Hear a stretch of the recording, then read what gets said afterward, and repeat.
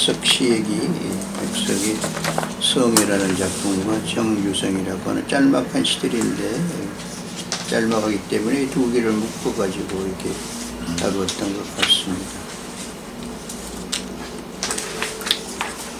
성의 전문곡 그거 전문전까지는 제가 한번 읽어볼까요? 그러면요.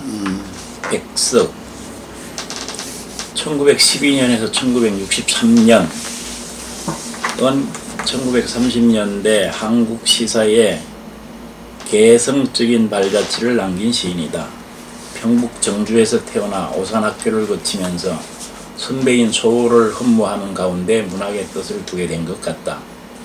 1930년 조선일보 신춘문예에 단편소설로 문단에 등단한다.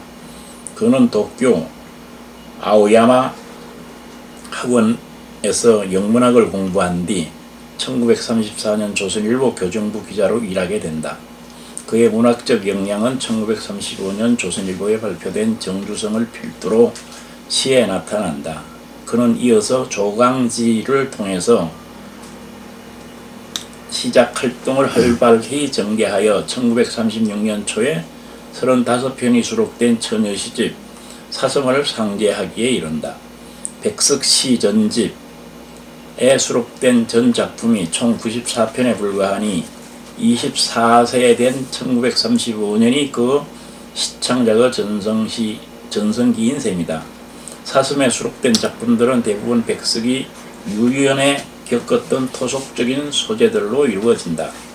가난하지만 평화로운 산골의 정경과 풍속, 그리고 방언들이 정겹게 담겨있다.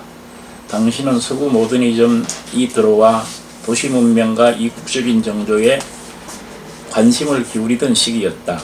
외국에서 영문학을 전공한 그였으니 어쩌면 신풍조에 민감했을 법도 한데 그가 선택한 시어기를 독특했다. 유년과 고향으로 태영처럼 보였다. 그러나 고유의 것들이 점점 소멸되어가는 조국 상실의 시대에 그는 자기가 할 몫이 무엇인가를 깨닫고 있었던 것 같다. 우리 언어와 문화 그리고 평화에 대한 사랑이 고향으로 회귀를 선택했으리라. 말하자면 그 고향 회귀는 민족 의식의 발로라 할 수 있다.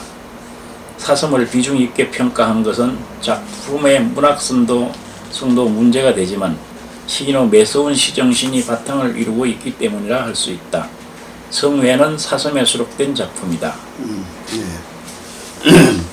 참 백석이 아주 개성적인 시인이에요. 1930년대 활동했던 시인들 가운데서 특히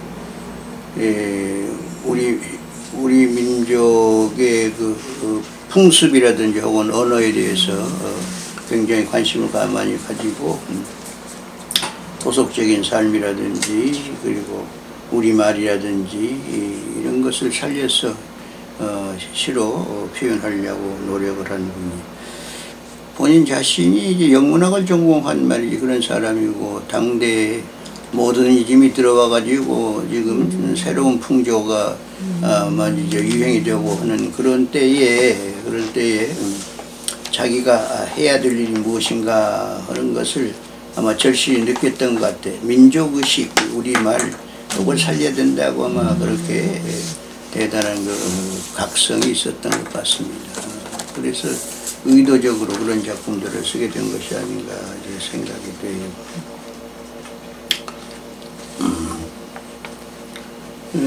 그가 오산학교를 나오면서 이제 서울로부터 영향도 받았고 했겠죠. 그래서 이제 시에 대한 관심을 갖게 되고 이제 한 것 같고 아오야마 학교를 일본에 청산학원 졸업한 다음에 이제 조선일보에 들어와가지고 교정부 기자로 이제 있으면서 바로 사슴이라고는 시집을 이제 만들어내고 그러는데 그 사슴에 수록되어 있는 작품들이 35편, 35편이고 나중에 그 백석시 전집, 그 전집에 수록되어 있는 작품들이 94편이면은 바로 36년에 그가 썼던 작품들이 바로 자기 생애 전체에 한 뭐 절반 가까이 되는 말이지 그런 작품을 그때 만들어냈다고 생각이 돼요. 그러니까 그 뒤에는 별로 작품을 많이 안 썼던 것 같아. 만지러 가고 그저 한 뒤부터서는 거의 썼던 것 같습니다. 성묘라고 하는 이 작품은 이제 사슴에 수록되어 있는 작품이다라고 하는데 뭐 이건 몇 가지 정황을 그냥 대등하게 쭉 누려놓고 있는 그런 작품이에요. 전 사연으로 되어 있는 짤막한 작품인데 어두워오는 성문 밖에 거리 도야지를 몰고 가는 사람이 있다. 돼지를 몰고 가는 사람. 성문 밖 어두워오는 성문 밖. 그러니까 성문 안은 좀 괜찮은 사람들이 사는 곳이고 성문 밖은 좀 서민들이 사는 이제 그런 곳이겠죠. 근데 지금 성문 밖 얘기는 어두워오는 성문 밖에 거리 도야지를 몰고 가는 사람이 있다. 도야지를 팔려고 몰고 나왔다가 못 팔고 다시 몰고 들어가는 건지 아니면 사가지고 들어가는 것인지 도살하기 위해서 말이 몰고 가는 것인지 뭐 알 수는 없습니다만은 하여튼 돼지를 몰고 가는 사람을 제시를 했어요. 엿방 앞에 엿괴가 없다.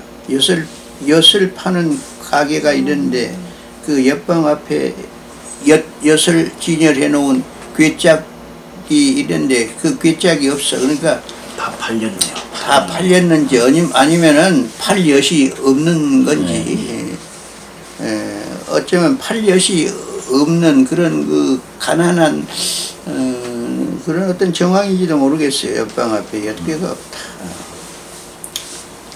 그다음에 양철통을 쩔렁거리며 달구지는 거리 끝에서 강원도로 간다는 길로 든다.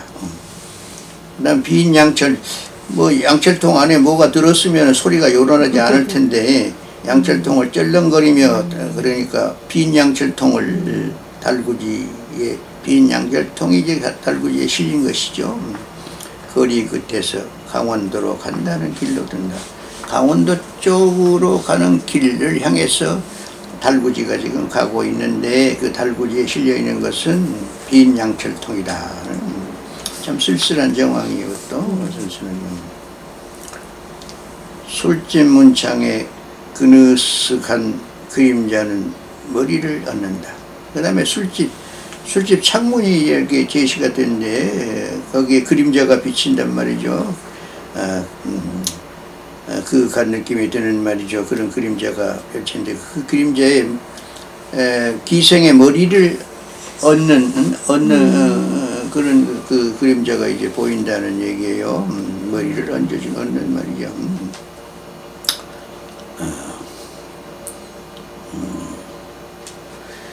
네 가지의 정황. 그러니까 시에서 가장 다루기 쉬운 그런 구성법이 이런 병치 구조예요. 병치. 대등하게 나란히 늘어놓는 거. 무엇은 어떻고 이렇게 해서 이건 얼마든지 길게 쓸 수도 있고 또 짧게 쓸 수도 있고.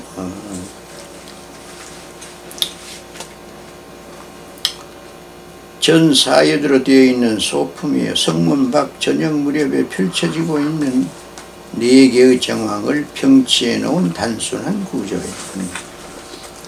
그러니까 글을 어떻게 쓸 줄 모른다. 참 어떻게 엮어갈지 말이야. 아주 곤란하다 싶을 때는 가장 쉬운 것이 이렇게 병치 구조로 쭉 늘어놓으면 돼요. 병치 구조.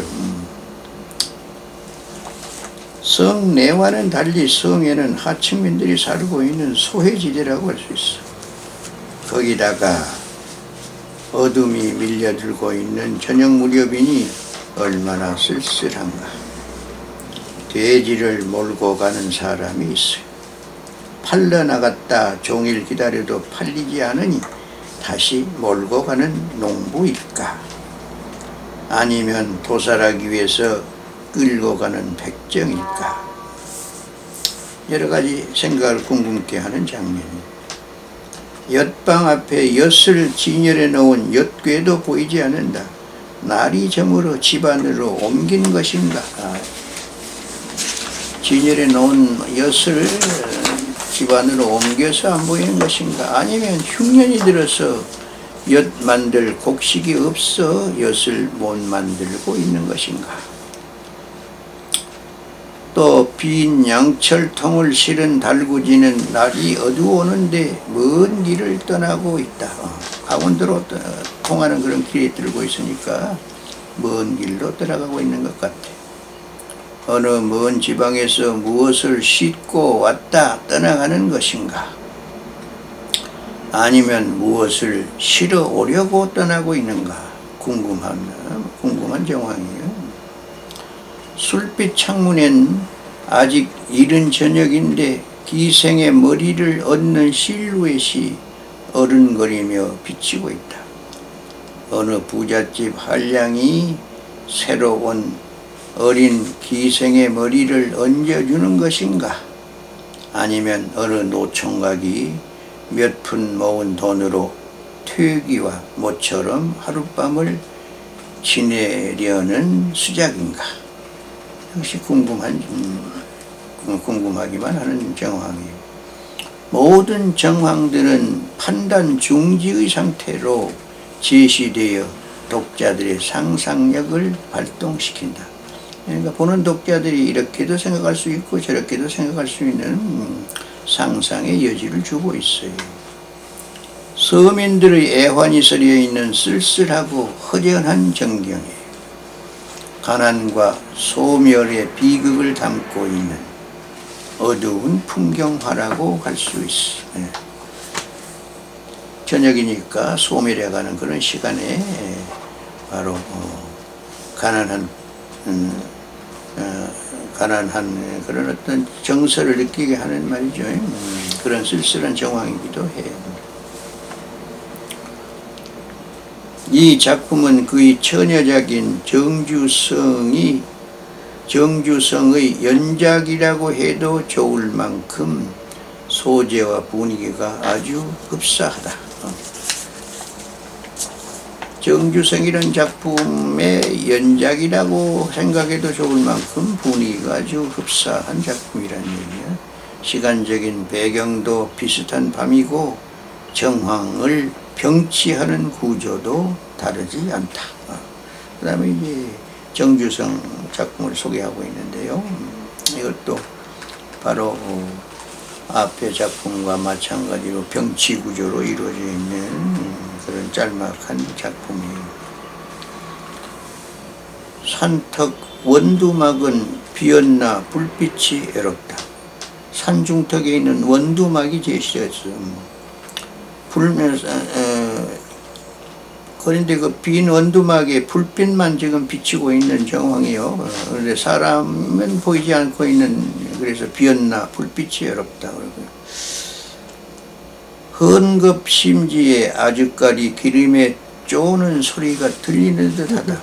너무 고요하니까 그 불이 아주까리 기름에 심지를 박아가지고 거기다가 불을 붙인 그런 불빛인가 봐요. 그래서 헌급심지에 아주까리, 바로 피마자지요. 아주까리 기름이 쪼는 소리가, 그 불에 타면 기름이 쫄아드는 그 소리가 난다는 얘기예요. 쪼는 소리가 들린 듯하다. 아주 고요하다는 얘기죠. 고요해. 바로 원두막이 제시가 됐어. 아주까리 불빛이 비치고 있는 그런 원두막. 잠자리 저울든 무너진 성터. 그 다음에는 이제 하나의 성터인데, 낮에 잠자리가 저울든 무너진 성터예요. 반딧불이 난다. 지금은 반딧불이 날고 있어. 파란 혼들 같다. 나는 반딧불이 혼들이 날아다닌 것 같아. 어디에서 말 있는 듯이 커다란 산새 한 마리 어두운 골짜기로 난다. 그런데 이 정황에 어디서 산새 한 마리가 말이지 어두운 골짜기로 이렇게 지나가는 그런 정황이에요. 그래서 말 있는 듯이가 무슨 의미인지 나도 잘 모르겠어요. 말 있는 듯이 그냥 부르는 듯이 어? 이렇게 말 이렇게 부르는 듯이 뭐 지절거리는 듯이 부르는 이런 듯이 나는 그래서 그냥 불현듯 뭐 이렇게 불현듯. 했는데 딸려가니까 말 있는 듯이 불러서 딸려가. 누가 이제 오라고 오라고 하는 듯이 오라고 하는 듯이 아마 그런 거지. 어디서 부르니까 말이야 달려가는 듯이 커다란 산새 한 마리 어두운 골짜기로 날아간다 이러니 흘리다 남은 성문이 그다음에 성문이 흘리다 남은 성문이 하늘빛같이 흔하게 뚫려 있다는 얘기죠. 하늘빛같이 흔하다.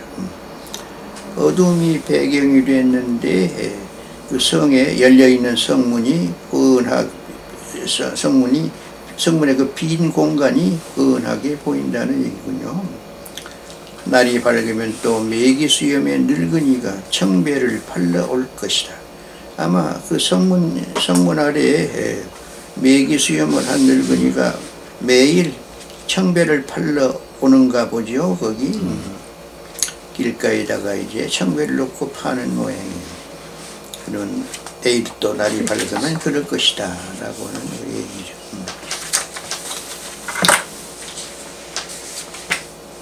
빈 원두막에 불빛만 외로워요. 아주까리 기름 타는 소리가 들릴 것만 같은 고요한 밤이에요. 폐허의 성터엔 반딧불이 푸른 혼불처럼 어지럽게 날고 있어요. 어디서 불현듯 큰 새 한 마리 어두운 골짜기로 날아가는. 그리고 뚫린 성문에 휑하니 허공이 드러나 보여요. 날이 밝으면 또 매기수염의 늙은 이가 어쩌면 아직 채 익지도 않은 청배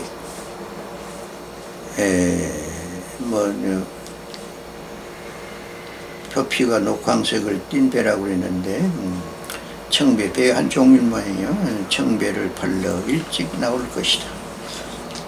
아니면 글쎄 청배 익지 않은 배라고 생각할 수도 있겠어. 아직 덜 익은 배 저급하게 그걸 따가지고 말이야 팔러 나온 것으로 생각할 수 있겠어.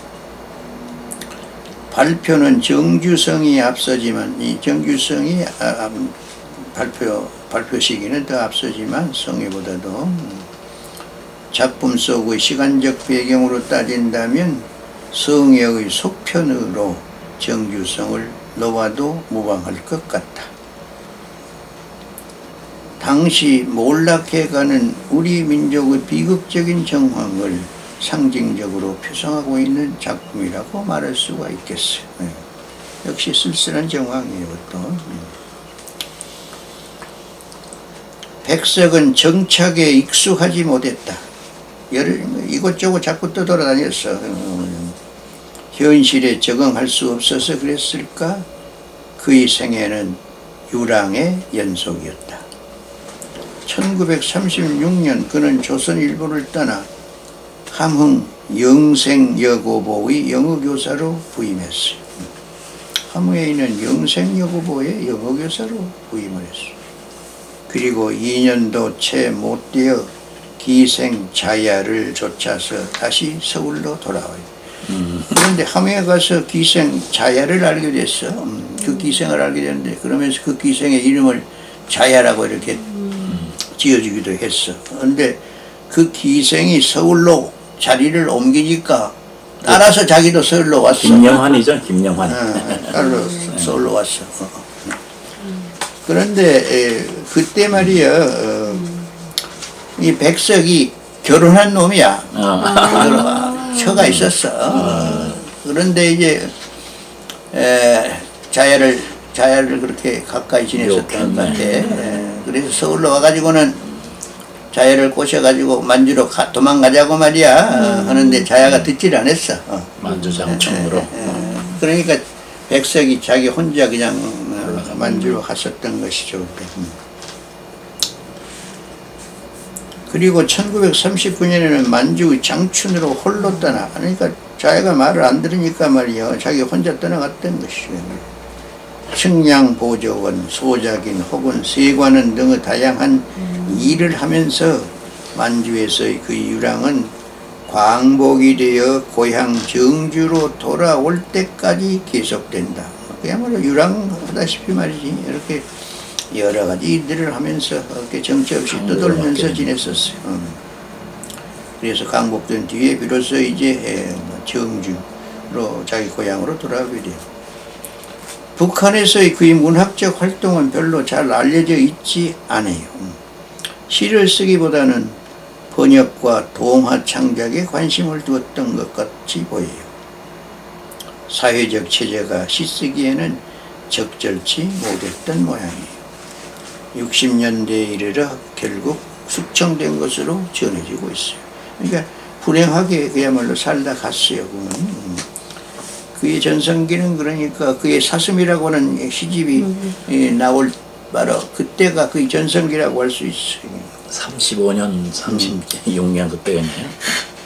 서울 성북동 골짜기에 길상사라는 절이 있어요. 대원각이라는 큰 요정을 허물고 그 자리에 세운 절이에요. 그 요정의 주인이 김영한이란 분인데, 길상화라고 하는 법명을 가진 김영환이라는 분인데, 그가 세상을 떠날 때 그 집을 어느 스님께 시주하여 바로 법정 스님한테 이제 주었어. 법정한테 길상사를 주면서 마음대로 좀 만들어서 쉬어, 당신도 쉬어 이렇게 했는데 법정이 몇 번 거절하다가 계속해서 이렇게 뭐 청을 하니까 이제 받아들였다는 그런 얘기가 전해지고, 그래서 거기다가 이제 요정 자리에다가 절을 세웠던 거죠. 세웠어. 이 여인이 백석의 애인이었던 자야다. 그는 백석을 회고하는 책을 2권이나 쓴 바도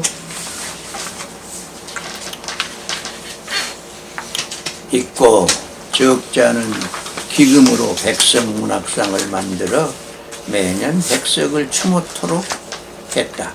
지금도 백석 문학상 있는지, 요새 백석 문학상 탔다는 보도가 별로 없는 것 같아요.